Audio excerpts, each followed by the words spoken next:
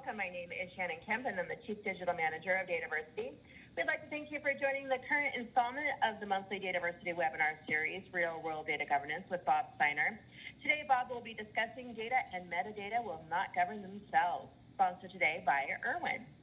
Just a couple of points to get us started. Due to the large number of people that attend these sessions, you will be muted during the webinar. If you'd like to chat with us or with each other, we certainly encourage you to do so. Just click the chat icon in the bottom right-hand corner of your screen for that feature. And for questions, we will be collecting via the Q&A in the bottom right-hand corner, or if you'd like to tweet, we encourage you to share highlights or questions by Twitter using hashtag RWDG. And as always, we will send a follow-up email within 2 business days containing links to the slides, the recording of the session, and additional information requested throughout. Now, let me turn it over to Danny for a brief word from our sponsor, Irwin. Thank you, Danny. Hey, thank you, Shannon. And welcome to everybody out there. Thanks for joining. I know you're here to listen to Bob, so I'm not going to waste a ton of your time up front, but just wanted to say hello and happy to be sponsoring this event, especially when Bob's the speaker. So just a few bits around Irwin. If you're familiar with us, we started out as the little data modeler that could, turned into the data governance company, and as of January 1st, we are now part of Quest. So lots of excitement going on there, and I think lots of interesting things from a solution perspective in terms of our ability to really drill farther into the enterprise in support of good data governance and really driving the data-driven enterprise. So what I'm going to talk about a little bit and I think it relates well to this topic because, the data is definitely not going to govern itself. What I wanted to talk about is sustainable data governance through the concept of data intelligence. So let's get to that. For those of you that aren't familiar with the term data intelligence, it's really an approach to looking at your overall data landscape, the estate, if you will, and really providing the capabilities that are required to build a canvas that's going to support all aspects of your data ecosystem, whether it's the folks doing data governance, DevOps, folks that are consuming that, obviously with the goal of getting the most out of your data while reducing the risk that is inherent with leveraging that data for different purposes across the enterprise. Data intelligence in a nutshell is really the ability to do 5 basic things. It's harvest what you have in terms of your physical world of real data, organize that in a way that you can understand what you have and how it relates to each other, curate that data so that you can provide a number of different contexts to that data, primarily a business context, but also looking out into things like quality, looking at the infrastructure that's supporting that, and the people that are responsible for that data and have accountability for it. Ensure that you're supervising that data in a way that people understand how to use it, how not to use it, what type of data they're accessing, and what the potential benefits and risks might be. And then socializing that big picture out to all of those different constituencies so that they can understand their data landscape and then collaborate together to deliver the value of whatever role that they have, but with the benefit of having all of the inputs of all of those other folks and the visibility into the things that they're doing around data so that you can work much more effectively together. So data intelligence, when we look at the topic today, it really is the functional canvas that's required to create what I'd like to call your data governance masterpiece. So, on the left is what many organizations that are looking at, which is a lot of data, a lot of different technologies, a lot of different infrastructure, and then a lot of other things on top of that are going to are requirements for you to really truly govern that data in the organization. So the left is the data governance or the data steward with their head and shrugging and wondering what they're going to do with that mess. or looking on the right side, which is, that canvas where people can start to look at that data, see the connections between them, and looking at something like a customer and understand all of the business assets that are associated with customer, and then all the places where customer is instantiated, so that people can start to navigate that, drill down into the details behind that, and really leverage all of that good information to make better decisions and get to the end state of what they're trying to deliver the company much more quickly. So actually, last year we did a great survey in conjunction with Dataversity, looking at data governance and specifically looking at automation and bottlenecks to successful data governance. And we got some great information back in terms of what are the things that people are finding really tough to put up, stand up, and maintain in a sustainable way over time. Because again, that canvas needs to be up to date. It needs to be fresh all the time. Because if it's not, then you're taking people down rabbit holes that you don't want to take them. So a lot of challenges around that. And not surprisingly, things like understanding the lineage, where did that data come from? What happened to it on the way? Understanding the quality, finding and identifying what data they have and what's appropriate for their use case, and then being able to consume that data in a way that is understandable, useful, and usable to them are all things that are very tough for a lot of organizations. And this is where we get to the spoiler alert from the first slide, which is automation absolutely is the key, because that's how you can keep things there, ready, and up to date. So, looking at key automation points that you can create in your data intelligence fabric that will enable sustainable data governance. It starts with all of that metadata that you have out there, and the ability to auto document all of the data sources, data models, all the movement process, all the consumption points, as well as auto document the business aspect of that, whether it comes in terms of industry standard glossaries, things like that, and being able to pull them into an environment where you can start to work with them. Looking at automation around the work of connecting all of this stuff together, because that's a huge lift. You have lots of technical assets that you don't necessarily out of the box can see how they are associated, creating connections between things like terms, policies, rules, data sharing agreements with specific physical data assets, building those out, finding and discovering where your sensitive data is and classifying it appropriately.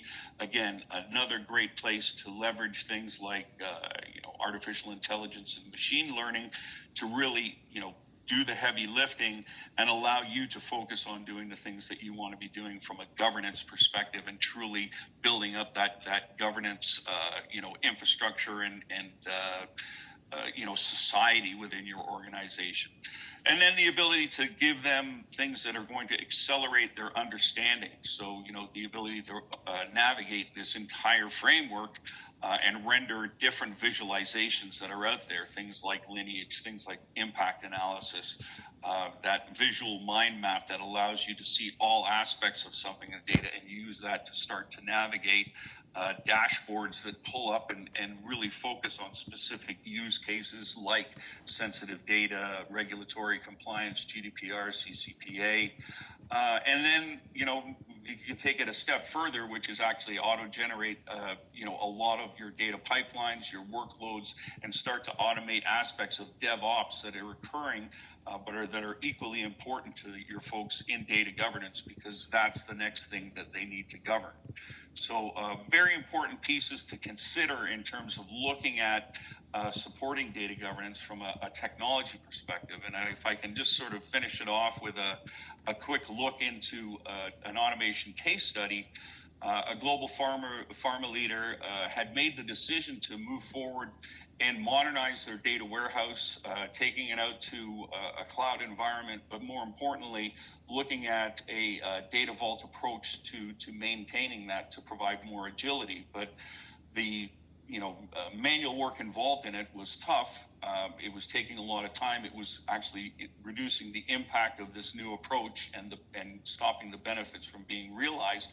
And on top of it, they still needed to govern that. They had to make sure that they were safeguarding things like personal health information and all the rest of that. So they brought us in, and with our data intelligence technology, they were able to automate their entire data vault environment, and not just the initial creation of it, but the ongoing change and maintenance and change management. So that DevOps piece, where they had a lot of infrastructure that was basically reduced down to 10 to 12 automation scripts and connectors that we supplied, and really made an impact in terms of reducing manual development time, and really getting to them to the finish line faster, with the benefit being that same environment that automated the whole environment had governance mechanisms and capabilities that they could leverage throughout. So as they moved to this new platform, as they moved to this new approach,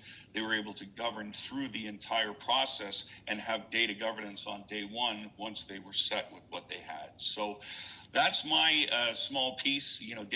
Data absolutely will not govern itself. And when you get ready and you are ready to govern that data, you really want to look at a sustainable backbone that you can rely on to practice your data governance on. And with that, I will pass it back to Shannon and to Bob, and we'll get to the meat of the discussion. Thank you very much. Danny, thank you so much as always. And thanks to Irwin for sponsoring today's webinar and help making these happen. And if you have questions for Danny, he'll be joining us for the Q&A portion at the end of the webinar, so feel free to submit your questions in the Q&A portion of your screen. Now let me introduce to you our speaker for the series, Bob Steiner. Bob is the president and principal of KIK Consulting and Educational Services and the publisher of the data administration newsletter, tdan.com. Bob specializes in non-invasive data governance, data stewardship, and metadata management solutions. And with that, I will give the floor to Bob to start his presentation. Hello and welcome. Hi, Shannon. Hi, everybody. And thanks, Danny, for the presentation. Before jumping into this material, Danny had talked about how the data and the metadata will not govern themselves. And the key word that he spoke about was the word stewardship. He spoke about automation. And the key word that I want to speak about, see, I'm getting ahead of myself here, is that I want to talk about stewardship and data and metadata. Because truly, unless you have some type of a pixie dust that you can sprinkle over your organization to automatically create and use the metadata of your organization and the data of the organization, it's not going to happen in a way that where that data and that metadata is truly governed. So we'll be speaking a lot about metadata. We'll be speaking a lot about the data. We'll speak a lot about stewardship as well. And so let's get moving on the topic at hand. And just real quickly before I get started, there's always a lot of things to share with you at the beginning of the webinar, but just wanted to point out a few of those things to you. The Real World Data Governance series will continue into February, and the subject for February is Data Architecture is Data Governance. And I've got my special guest, a good friend of mine, Anthony Aldman, will be presenting with me for that webinar. I talk about non-invasive data governance a lot, so if you're interested in picking up the book on non-invasive data governance, there's some information for you to help you to locate it. I will be speaking at a bunch of Dataversity events that are coming up, and one that I'm really excited about, actually I'm excited about all of these, but the one that's taking place next Wednesday, is the Enterprise Data Governance Online Conference. It's a virtual conference that's been taking place annually for several years, and it's just a fantastic event from beginning to end. So we hope that you'll register and join us for that. I am going to be conducting some live online training through Dataversity on March 12th, a half day, where the topic will be a complete set of data governance roles and responsibilities. I'll be speaking at Enterprise Data World a little bit later in the year in April as well. I have several courses that are available, online learning plans through Dataversity. The first one called Non-Invasive Data Governance. The second one called Non-Invasive Metadata Governance. And yes, metadata governance is a real thing. The term's not being used by a lot of organizations, but the truth is the metadata won't govern itself. If we want to have strong metadata to improve the quality and the value of the data, we need to govern the metadata too. So there's a course on non-invasive metadata governance, and then the one that was introduced recently was the business glossaries, data dictionaries, and data catalogs. So please go to the Dataversity Training Center. There is a lot of great stuff out there, and please take a look at my courses and my learning plans, as well as all of the other instructors that provide them there. Shannon mentioned the Data Administration newsletter, tdan.com. If you're not familiar with it, please go out and take a look at tdan.com. It's a free publication, published twice a month. It was published yesterday, so a new issue was made available yesterday, where I talk about the explosion of data catalogs and a lot of other great subjects. And the last subject is KIK Consulting and Educational Services. That is my consulting and education business, and please go check out kikconsulting.com. The website is new, and I refer to that as the home of non-invasive data governance. So there's several subjects that I want to touch on today, and the first one is, how does data governance apply equally to both data and metadata? If you've been attending these webinars over the years, you've probably heard me say that the data will not govern itself. I've also started to say that the metadata will not govern itself either. So we want to make certain that we're applying governance equally to the data and to the metadata in order to provide valuable resources, data resources, to people across the company. I talk now a lot about what I consider to be a resolute effort, and I'll describe to you what I mean by a resolute effort. We need to put effort. We need to put resources. We need to get people involved. We need to get metadata stewards as well as data stewards in order to be successful. I'll talk about how the governance of data and metadata increases the value of both the data and the metadata. I'll spend a little bit of time talking about the people who must be held accountable for the data and the metadata. And then we'll talk about communicating that whole concept of the fact that the data and metadata won't govern themselves to the people in the organization that'll make a difference. So let me real quickly just start by sharing the definitions that I use for the terms governance and stewardship, because I've already used those. And it's good to get everybody on the same page in terms, in the relationship to what the terms mean. And I word my definition to data governance very strongly. But I do that with a reason that, at the end of the day, if we're not executing and enforcing authority over the data itself and other data resources, we're truly not governing our data. So there are other softer definitions to data governance, but I like to word it strongly. I like get people to sit forward in their chairs and ask questions about what do we mean by the execution and enforcement of authority, because no matter what approach you take, whether it's the non-invasive or the command and control or the traditional approach to data governance, at the end of the day, we need to make certain that we're executing and enforcing authority over the data. And then I'll be talking a lot today about data stewards and data stewardship and metadata stewards and stewardship. But really, data stewardship is the formalization of accountability. So I've always said that everybody in the organization is a data steward, and we need to get over that fact. Well, if you use sensitive data, the fact is you're a steward of that data. You need to know the rules. You need to follow the rules associated with privacy and some of those regulations that Danny spoke about a little bit earlier in the session. But data stewardship is that formalization of accountability so we can build on the efficiency and build on the effectiveness of the organization. Non-invasive data governance basically takes those two definitions and brings them together. It's really the practice of applying that formal accountability using non-invasive roles and responsibilities. We're going to apply governance to existing processes or apply it to the new processes that we as an organization are developing to make certain that the definition, production, and usage of the data does all the things that we know that we need to do: assure regulatory compliance, security, privacy, protection, improve the quality of the data. And really, non-invasive describes how governance is being applied in your organization. The last definition, and I'll just share this with you on the screen real quickly, is what does it mean to govern something? So I went to freedictionary.com and I took some of the things that they use to describe what it means to govern something. So let's think about that in terms of governing the data. Let's think about these things in terms of governing the metadata, because we know the bottom line is that these things will not govern themselves.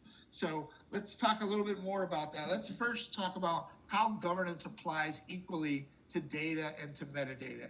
So we've probably all heard of the term that data is an asset, and truly organizations are setting up strategies and policies to make sure that the data is governed and managed that way, to make certain that it is recognized as an asset. And the truth is that data itself, and I'll share an example with you in a minute, it's worthless unless we provide some context to that data.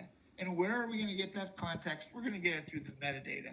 It's the data about the data. It's the information that's going to help us to differentiate between different pieces of data and truly have that context and know how that data can be used throughout the organization. So if we think about that, we think about that metadata is really important and the data is actually worthless without it, metadata becomes an asset too, which means it also needs to be managed and it also needs to be governed. And the truth is that stewardship, getting people to be formally accountable for the management, for the definition, the production, and the usage of metadata, it's required. We need to formalize accountability for the metadata in order to govern the metadata, just like we need stewardship in order to govern the data of the organization.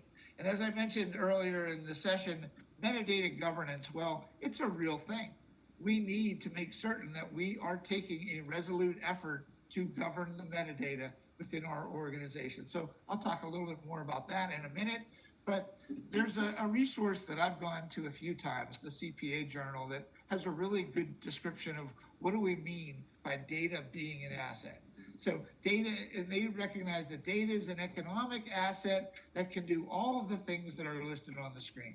They can help you to improve your operations, increase revenue. I've had several clients recently that have looked to make the data available to their clients in a self-service fashion.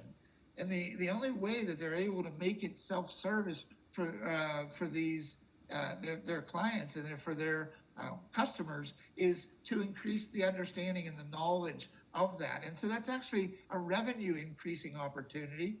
Certainly when we solidify the relationship with the stakeholders, the people that are going to use the data to perform their job functions and use the metadata to better understand that data, having data as an asset, it certainly solidifies the relationship with stakeholders, produces new revenue streams, improves the quality, establishes competitive differentiation, which is extremely important to a lot of organizations. It allows innovation, it reduces risk. I just think this is a great snapshot of how we can consider, or why we should consider, data being an economic asset. So the fact is, do our organizations also recognize that metadata is an asset? And again, I'm not going to go through each of the bullet points on the screen, but I want to tell you that, you think about how metadata will do each of these things in order to get people to get better use and to better understand and to have better confidence in the data. We need to make certain that we're governing the metadata as that asset as well. So data is an asset. Everybody's heard that. Metadata is an asset. I hope that you understand that. I hope that you believe that, because it's certainly true. We need to have metadata for the data in our organization, at least for the most critical data that people are using to make business decisions. So let me give you an example of how data is worthless without context. And the piece of data that I'm providing to you is the 1299 with rate justified and 0 filled to the left. And if you just saw this piece of data, 00001299, what is your guess as to what that piece of data means? Well, the fact is you don't know unless you have the field name, unless you have other information, the description of the field. You don't know if that's a dollar amount. It might be. It has a 99 at the end of it. We see a lot of prices with 99 in it. It could be an address. Actually, I used to live at 1299 on a specific street, but so it could be that it's an address. It could be a quantity. It could be a measurement. The fact is, we don't really know what that data means unless we've provided the context and we've provided the metadata. And the metadata, it's not going to produce itself. It's not going to define itself. It's not going to use itself. So we need to make certain that we're governing that metadata associated with the data to add that context to the data. So you don't know if it's a dollar amount or an address or a quantity or a measurement, or is it really something completely different? It could be anything to your organization. So we know that the data is worthless without the context, and we need to add the context, and that context comes from the metadata that's collected in tools like the one Danny talked about, collected in other tools in the environment. We know that metadata is a valuable asset to the organization. So I said the data is worthless without context. Well, the data by itself is meaningless, and the value that the business derives from that data without really understanding what that data is truly minimal. Actually, when I put down that it's minimal, I thought, it's even less than minimal. It's really worthless to the organization unless we have governed metadata that people have confidence in when they're going to use the data that's most important to their job and their job function. So the data and the metadata must be connected at the hip. I couldn't find a good image of connected at the hip. So, I brought in this image for this slide, but truly, the better the metadata, the better the value, the better the quality, the better of the understanding, the better the confidence that people have in the data. So therefore, the metadata must be governed as well as the data. So we know that just left to their own accord, they're not going to govern themselves. So let's talk about that a little bit. And as I mentioned at the beginning of my session, my part of the session today, it's all about the stewardship. Stewardship is required to govern data and metadata. And since we know that these things won't produce themselves, we need to have people in the organization that are formally accountable for managing the data and the metadata. But, we don't really talk about stewards in terms of metadata anymore. And we know that metadata is actually different in most situations than the data itself. So if we know we're going to improve the quality and the value of the data, and we want to improve the quality and the value of the metadata, we need to make certain that metadata stewardship becomes a real thing within our organization. So the question becomes, well, what does it take to govern metadata? Well, it involves having a plan, because again, it's not going to happen on itself or left to its own. You need to have a plan for it. It takes having people accountable for the metadata. Those are the metadata stewards I'm talking about. It really takes having metadata stewards, people that are defining what metadata is going to be managed by the organization, putting definition to that metadata. There needs to be people accountable for producing that metadata. And certainly we want people to have access to the metadata. So it takes people using the metadata and being formally accountable for using the metadata to best understand the data that they're using to make decisions for their organization. So is metadata governance a real thing? Well, the truth is that if you don't have metadata governance, potentially the quality and the value that you're going to get from your metadata is not going to be as strong as if you had people that had accountability for the definition, production, and usage of that metadata. So I say that metadata management requires data and roles and processes and communications and metrics and tools. In fact, I talk about these things all the time as being the core components to data governance. Well, the fact is they're also the core components to metadata and metadata governance as well. And if you've attended my webinars in the past, you've seen this diagram before. It's the non-invasive data governance framework that I tend to share a lot. And those items that I just mentioned that metadata management requires are the items across the framework. And so if you're interested, I know Shannon always connects or makes available a copy of the the non-invasive data governance framework as part of the follow-up email that she does. But please take a look into this non-invasive data governance framework and realize that a lot of the same things are going to need to be in place in order to govern the metadata as well. So let's talk about that idea of resolute effort and what does it mean to have a resolute effort in order to get something done. So what's the definition of resolute? Resolute basically requires things such as management's commitment, management's understanding as to the role that metadata plays in the improvement in value and quality and usage of the data.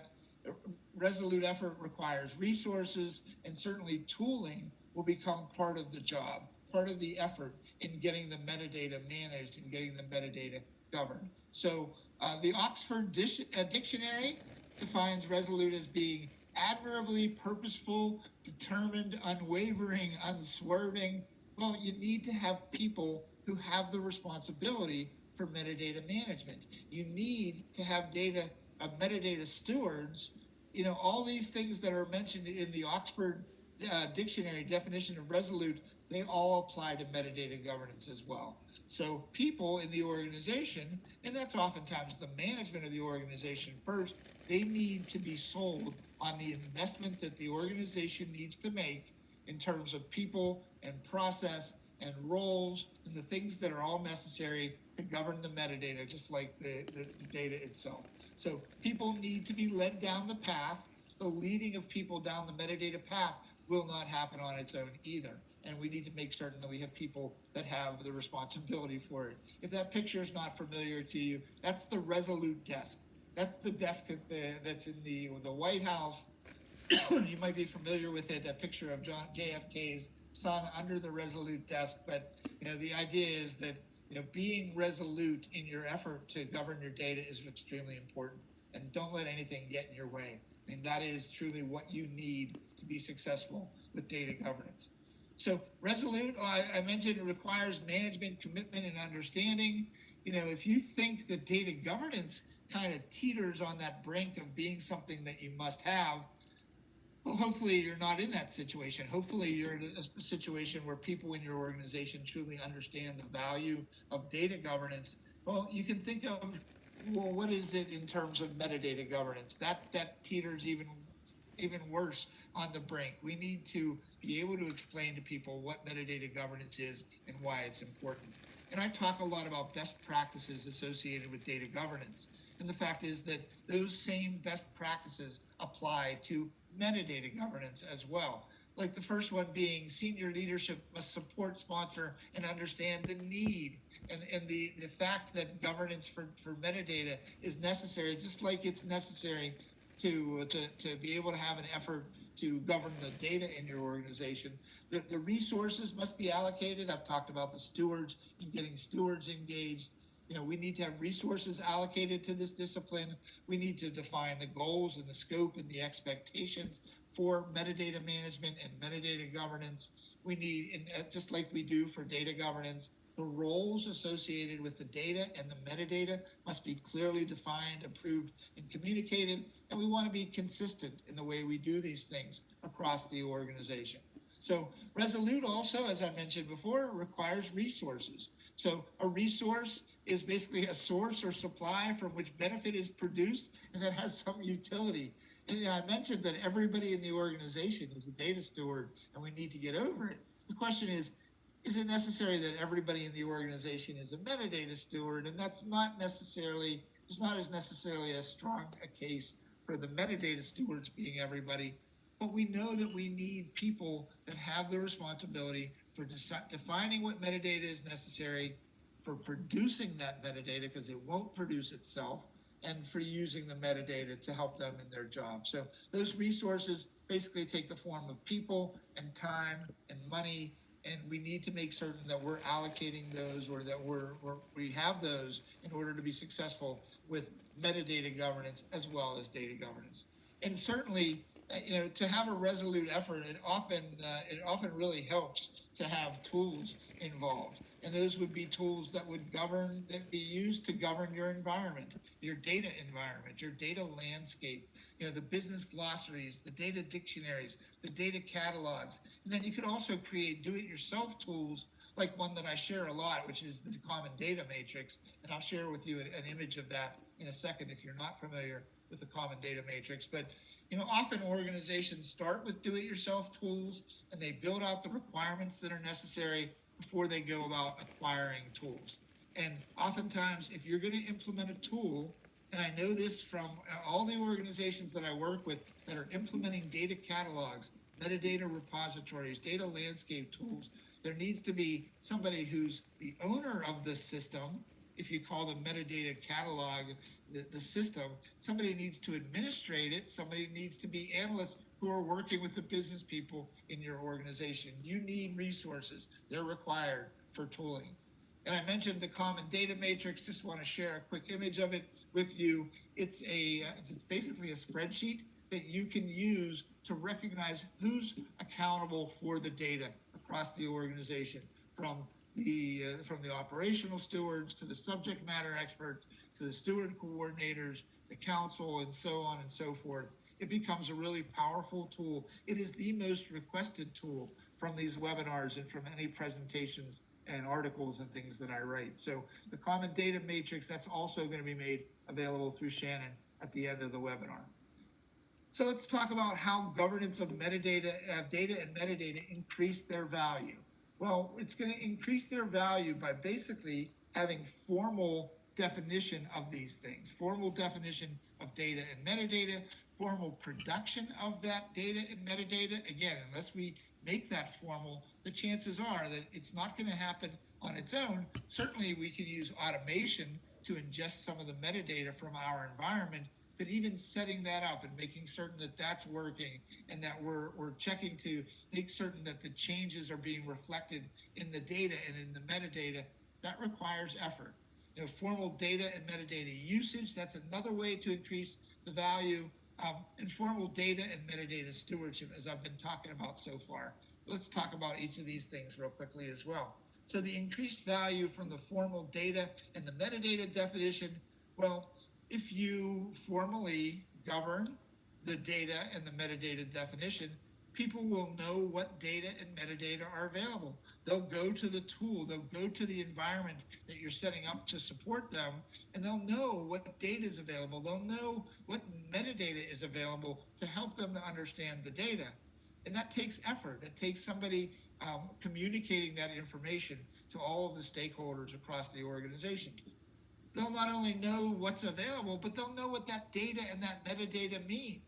I mean, for example, with some glossaries and dictionaries that I've been setting up recently, we've included descriptions of what each of the pieces of metadata are, because if we're expecting people to be metadata stewards out in the business areas, they need to know what information to be entering into these glossaries and dictionaries that we hope that we'll ingest into a catalog at some point in time. And people will have confidence in the data and the metadata if they know what exists and they know what these things mean to the organization. They'll be able to make more informed decisions. They'll get more value from the data and the metadata if we can formalize accountability for the governance of the data and for the governance of the metadata. And that requires that we have stewards that are associated with these really valuable assets to our organization. Let's talk about how it increases we can increase the value of the data and the metadata through formal production. Again, the metadata and the data, they're not going to produce themselves. We need to have people that have the responsibility for these things. So people will produce the data closer to the data specifications if they know what those specifications are. Now, how do they know what the acceptable ranges are? How do they know the format of the data? Unless we share with them what the specifications of the data are, we can't assume that people are going to know those off the top of their head. They're going to produce higher quality data, and higher quality metadata if they understand the data specifications, if they understand the metadata specifications. And that's what I meant about, adding to the glossary and dictionary spreadsheets even, what do these things mean? How are they going to be used across the organization? People will be held more accountable for both data and metadata production. So again, if you have people that are entering their definitions into the data modeling tool or into the glossary, I always joke about the concept of cheeseburger definitions. And, well, what's the definition of a cheeseburger? It's a burger with cheese. What's the definition of a student account? Student account number, it's the account number for the student. If we want people to be accountable for providing definitions to the data that are going to help business people to understand that data, those people that are putting the definition to the data shouldn't be allowed to get away with cheeseburger definitions. They should be following the specifications of what is meant by a true business description and business definition of the data. People will produce the metadata on a more regular basis if they're formally accountable for it. People will know where the data and the metadata come from, which will both improve their confidence in the data and improve their confidence in the metadata as well. We're going to increase the value of the data and the metadata usage because people will gain more efficient and effective access to these things, to the data and the metadata. It'll help them to have improved confidence in the data that they require to do their job. And certainly we want them to have confidence in the data. And in order to do that, we need them to have confidence in the metadata. So if we have formal definition and production of the metadata, there's a better chance that we can also increase value from the way people use that metadata, because we'll be providing that context to them so that they'll better be able to make use of that information. The people will understand the importance of the glossaries and the dictionaries and the catalogs. And if they understand the importance of the glossaries, dictionaries, and catalogs, they're going to be more likely to participate in those initiatives to get those things collected, get that metadata and the data collected, and to make that available to people across the organization. And then really the last things here is to increase the value from formal data and metadata stewardship. We need to hold people accountable for data. That's what data stewardship is all about. We need to hold people accountable for the metadata, because without it, the metadata won't govern itself. And definition, production, and usage of the data and metadata need to be governed in order for people to get the most value out of the data and metadata that we as data practitioners are sharing with them. So without formal accountability for data and metadata, well, the data and the metadata, the definition of that will stay the way it is, and the production will stay the way it is, and the usage of the data and the metadata will stay the way it is. So the truth is, if the status quo, if what is the status quo right now for the governance of the data and the metadata is satisfactory to your organization, maybe metadata stewardship and metadata governance will feel less important to you. But the truth is, in a lot of organizations, people are not satisfied with the accountability for the data. They're not satisfied with the accountability for the metadata. And if you find yourself in that category, then you certainly want to start thinking about putting a metadata governance program into place, making certain that you have metadata stewards that are formally accountable for the definition, production, and usage of that data. All right, so let's talk about the people who are going to hold accountable for the data and the metadata, these metadata stewards. So basically, I typically break what people can do with data and now metadata into three categories, and that is they can define it, they can produce it, they can use it, and typically whatever you're thinking of that might fall outside of those things is probably can be categorized under definition, production, or usage. So the people who are accountable for the definition, these are the people that are required to define which business and technical data is necessary. There are people in the organization say, we need to collect information about this. Well, there's also people in the organization that need to, because metadata is such a widely ranging category of data, they need to select what metadata is most important to your organization. So the definition of the data and the metadata is extremely important. So we want to make certain that we're holding people accountable for providing solid business definition to the data and also business definition to the metadata itself. Providing the business definition, we need to provide business definition to both of these things, and we need to give people the opportunity to provide feedback on that data and on that information that we're making available to them. And as I mentioned earlier, data stewardship is all about formalizing accountability for the management of something. And in this situation, it's data stewardship, metadata stewardship. It's formalizing accountability for the definition of the data and of the metadata that's important to the organization. So the people who are accountable for the definition, it's people that participate in defining what metadata you're going to collect, providing the definition of the technical data that's going to be collected, and even providing the definition of what that metadata means to the organization. There's people that provide a means of collecting these definitions, provide the access to the definition of the data and the metadata. The metadata production, as I keep saying, it's not going to happen on its own. We need to have people that are formally accountable for it, and these are the people that are participating in the production of the data, production of the metadata. If we allow them to use cheeseburger definitions, they're going to take the path of least resistance, and they're going to provide the easiest definitions that they can. But if you have standards for what those definitions look like, and people are producing the data and producing the metadata to match those requirements, you're going to have more value. You're going to get more value out of that metadata, and that's going to help you to drive more value from the data itself. So we need people who participate in recording the metadata, whether it's through a data modeling tool or a data quality tool, or whether they're practicing data science and data analytics. There's a lot of metadata that's collected about the data through those processes. And we don't want that information just to stay in the tools that they're being entered into. We need to take the covers off that metadata and make it available to people across the organization. So collecting the appropriate metadata, the people that participate in collecting the appropriate metadata, they certainly have an accountability as well. And then there's people that participate in the data and the metadata usage. And these are the people that are using data to perform their job function, using metadata to help them to understand the data better so they can better perform their job function.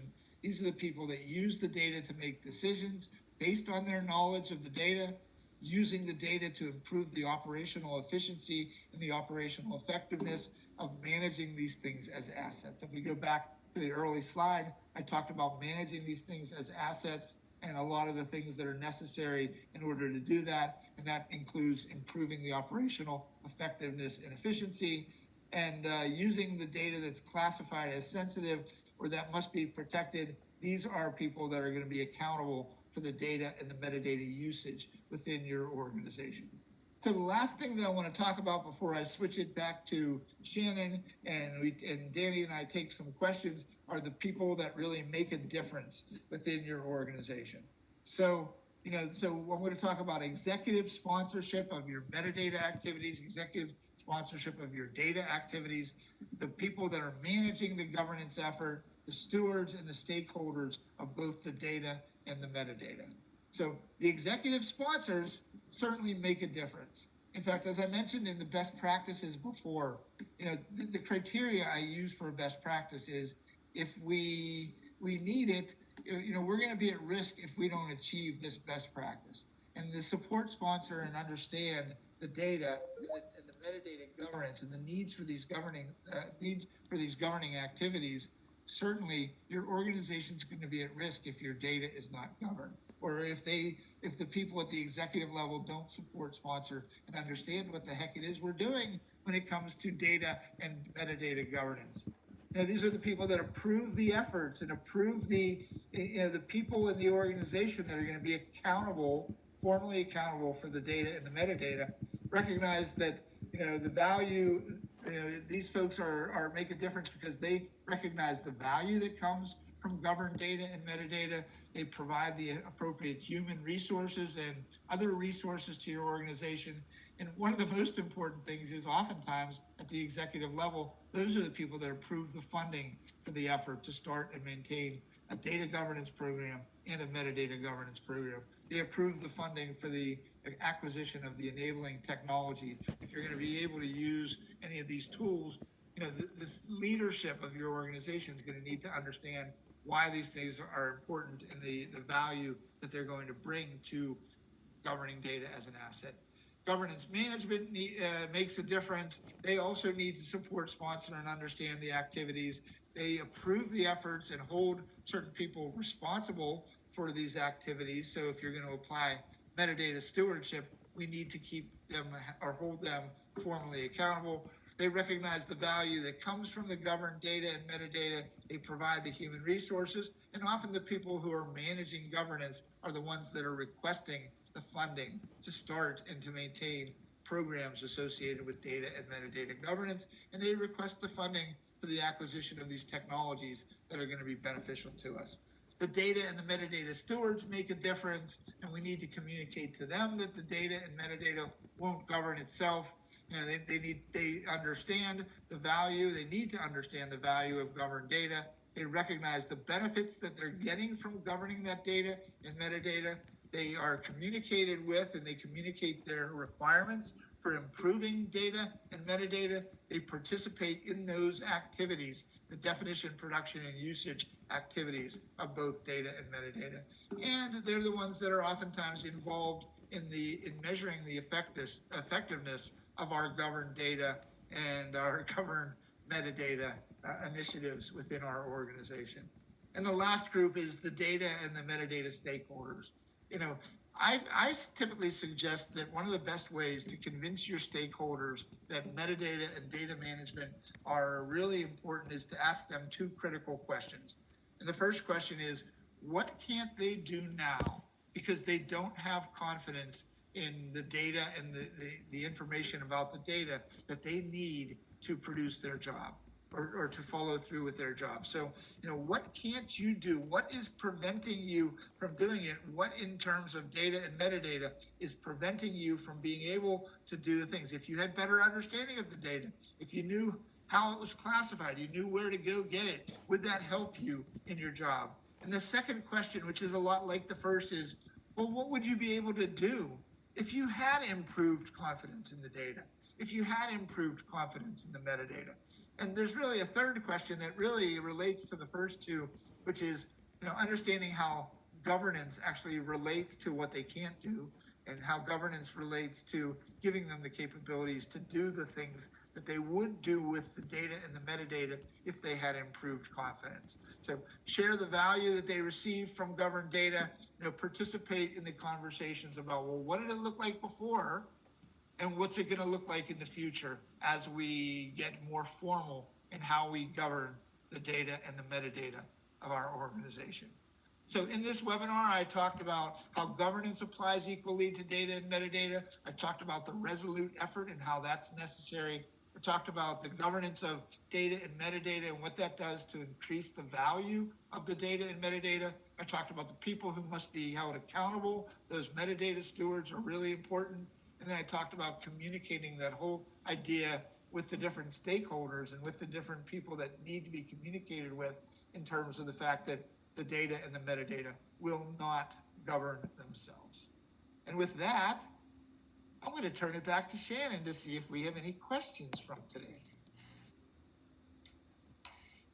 Bob, thank you so much for another great presentation as always. And to answer the most commonly asked questions, just a reminder, I will send a follow-up email by end of day Monday to everybody with links to the slides, the recordings, and the additional resources Bob mentioned there.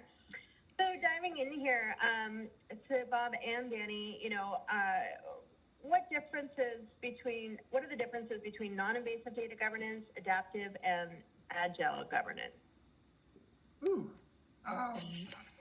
Danny, I guess I'll take that. I'm hoping you're going to take that one.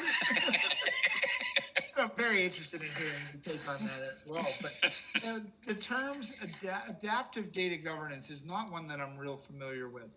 And I'm assuming that means that it's adaptive to your organization, and that as your organization changes, it also can change with it.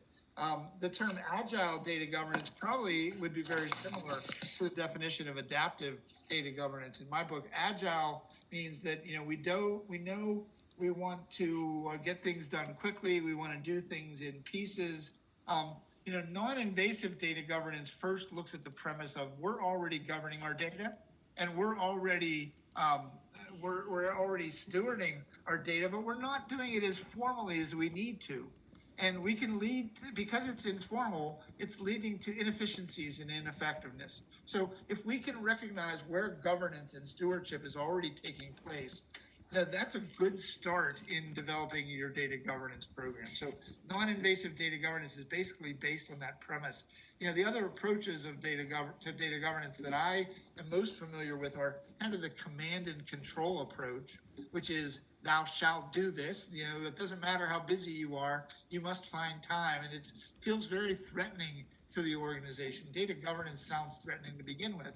And if we go with that command and control approach, it's a lot different than saying, hey, you know what, you're already governing the data, we're going to help you to do it better. And then the traditional approach is, I liken it to the Field of Dreams, or the movie Field of Dreams, that if you build it, they will come. So a lot of organizations build governance programs and hope that the people of the organization gravitate towards those, gravitate towards the program that you've defined. So that's why I say if you build the program, you hope that people are going to come to it. I don't have a real good answer about adaptive governance and agile governance. Danny, can you help me out here? Well, I just saw one of our attendees gave us the clue to adaptive. I guess that's a term from Gartner, and it isn't the same as agile data governance. But absolutely, it's a newer term to me, and I think that the non-invasive approach, or the adaptive approach, or adaptable approach, or the agile approach, I think it really speaks to the reality of two sides of the coin. You can't let data governance get in the way of what it is that you're trying to do. It's supposed to enhance that. It's supposed to make, as Bob has said, make things better. And it also has to be ready to pivot, because what you have today will not be what you have tomorrow, or the day after that, and the day after that. So, what I've seen in terms of, our customers and how they're approaching data governance, especially as they look at taking that step to actually operationalizing it, is embedding the governance processes right along with the data management processes and the rest of those things. Right, so that when you're turning the ship, everything turns together. Now, is that an easy thing to do? I think it comes back to looking at what you're trying to achieve through governance, the KPIs that you've associated with that, and then looking at and making sure that governance isn't just looking at your data landscape as it sits today, but that you have great visibility into the roadmap of where you're going. Right. So because that roadmap will allow, just like everybody else has to prepare for, some sort of significant change in the database or something else like that. So does data governance. So, if I can speak to experience we've had with our customers, it's really about making sure that you are and all the folks that are responsible for data governance are aware of the entire pipeline of data in their organization, as well as the roadmap for that pipeline, so that they can be preparing and readying and understanding what's going to be different, what's going to be the same, what do I need to do different to react to this next new thing. I think that was very well said, Danny. Thank you. Let me say this about that. All right, well, I think we have time to slip in a couple more questions, at least one more question in here. So, is data steward and metadata steward the same person for a given data domain? Well, it depends on what the domain is. And so I use the word domain to mean subject area. So subject areas of metadata may be different than subject areas of data. So you might have customer and product and vendor and material and all of those things when it comes to your data. Can they be the same person? Well, I think, yes, they can be the same person. If somebody is defining that certain data around customer is important enough to manage, and having those same people having responsibility for putting good business definition to the data, then for sure the data steward and the metadata steward can be the same person. Does it mean they are the same person? Not all the time. The people that are producing the metadata may not be, for example, some of those frontline people that are producing the data. The people that are using the metadata, well, if it becomes a more formal that you have solid metadata for folks, then, potentially the users of the metadata may be the same people that are using the data. So, again, it really depends on how you define domains. But I say that at least part of the time, yes, the data stewards and the metadata stewards can be the same people.